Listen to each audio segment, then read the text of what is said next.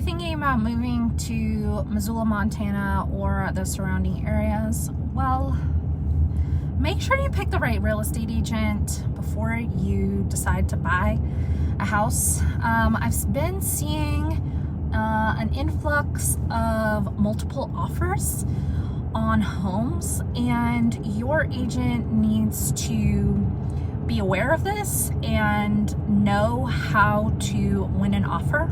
So that's what we're going to be talking about in today's video. Stay tuned.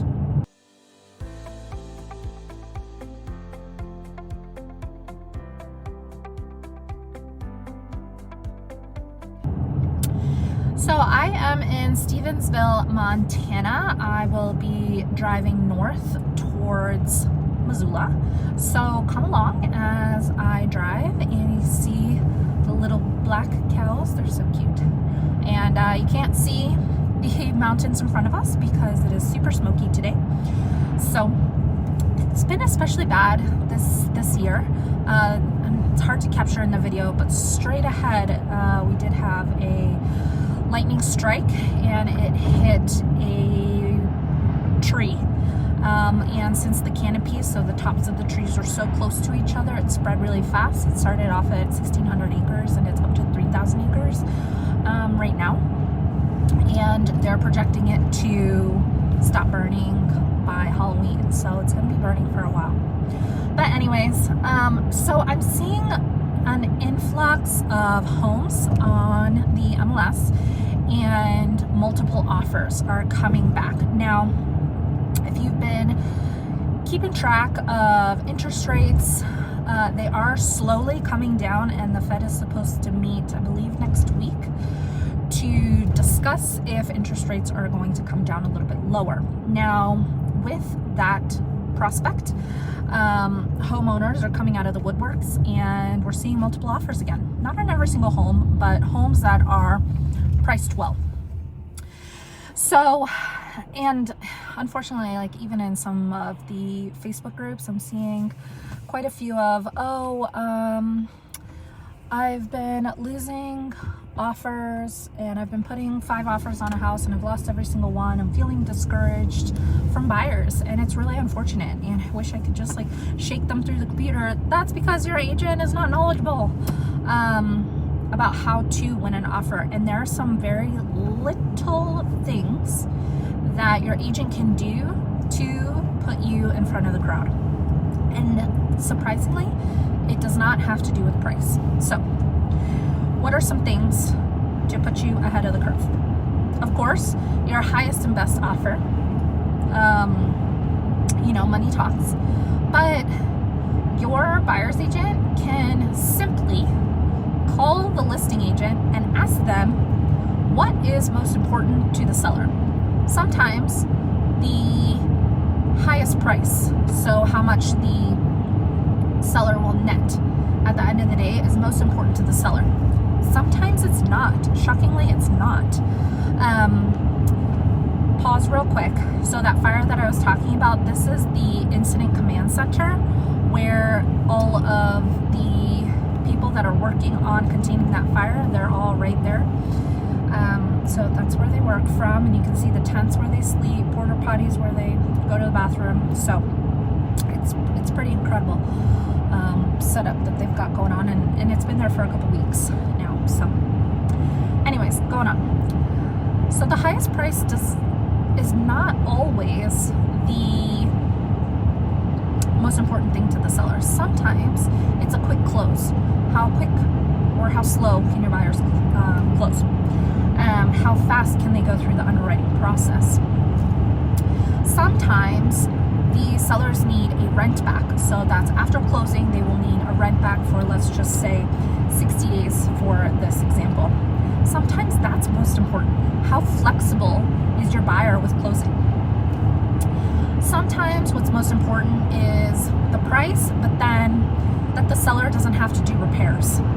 Because if you're a seller and you don't want to move, and on top of that make repairs to your house, you're just kind of like over it, then that might be most important. Or If you're a seller and the home inspection comes back with a laundry list of items that's wrong, you don't want, as a seller, to pay credits towards the buyer and their home inspection line items. Maybe that's most important. Like, it's just a headache that you just don't want to deal with. Maybe that's most important to the seller. So finding out what's most important to the seller is really important, and that's something that your buyer's agent should be doing on every single transaction, not just ones that have multiple offers going on. So picking up the phone and calling that listing agent, hey, what's most important to the seller? And also, how many offers are on the table? Are they able to share any information about those offers?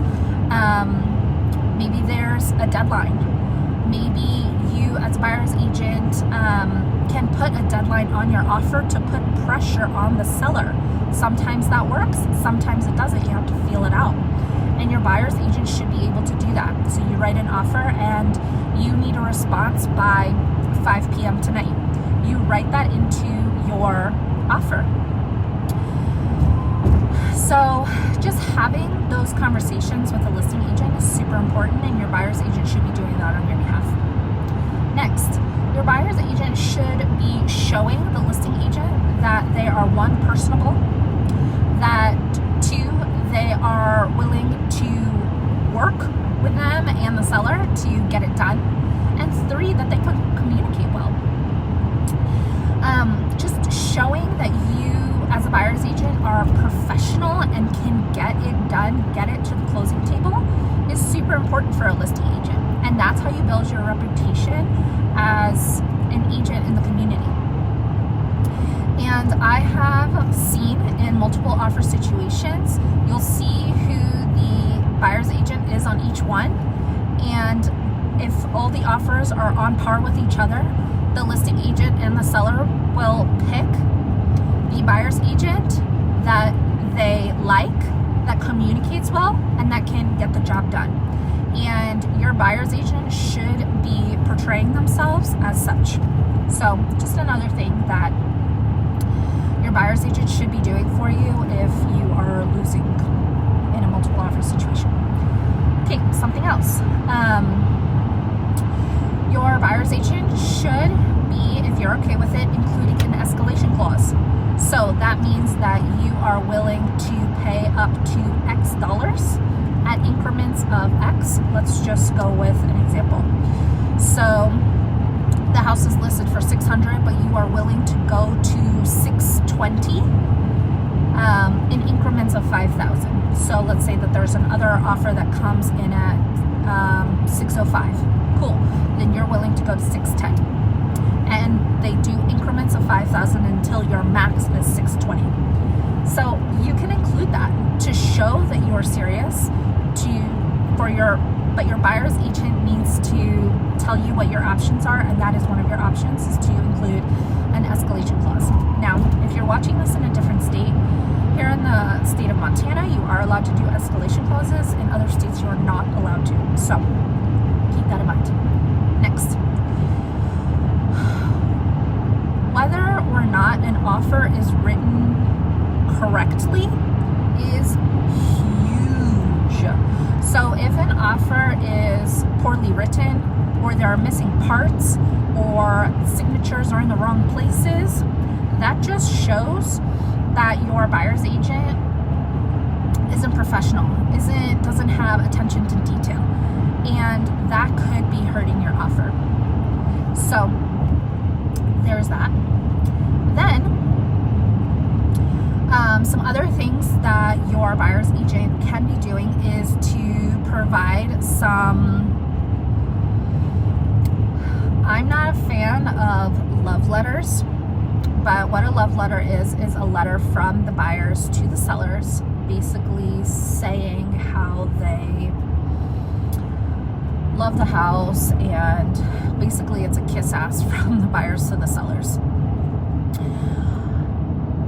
I'm not a huge proponent of it because it's really treading the line with liability. However, I have done it in specific situations where it has worked. So consider writing a love letter.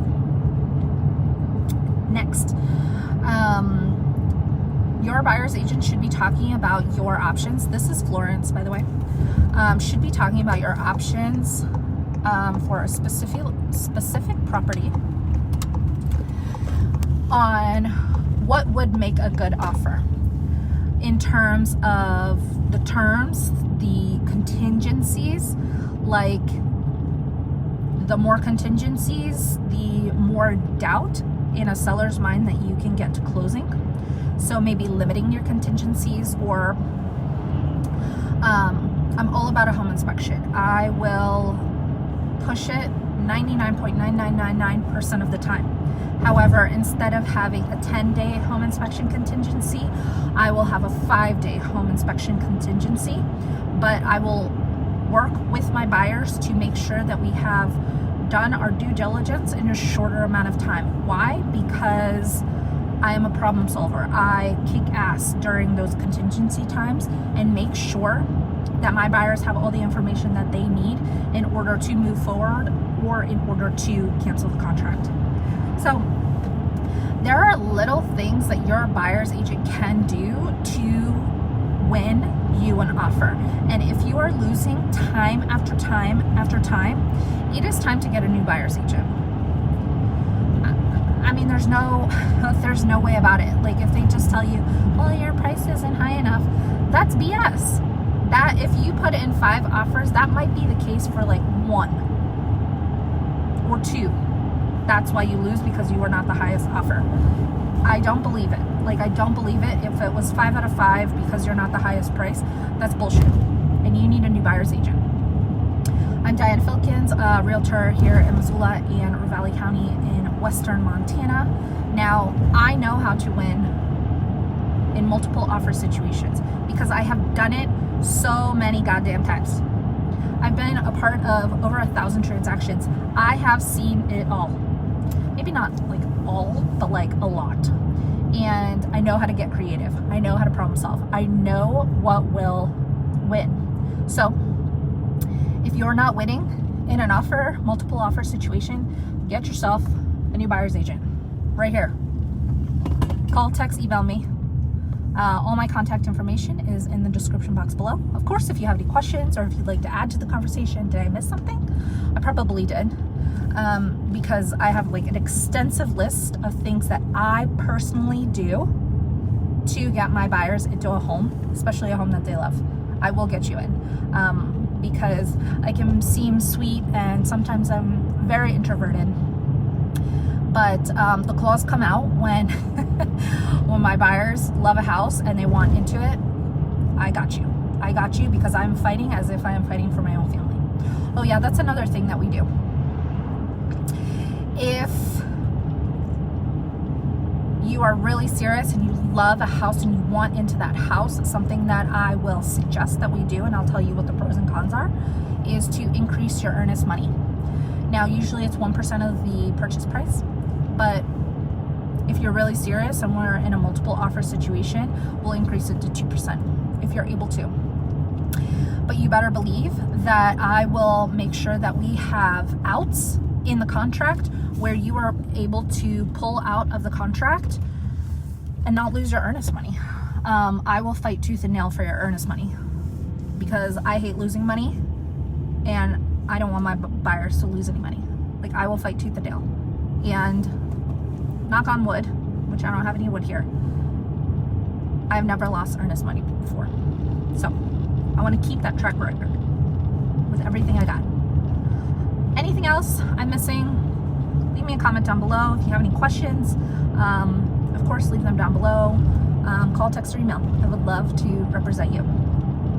And until next time, take care.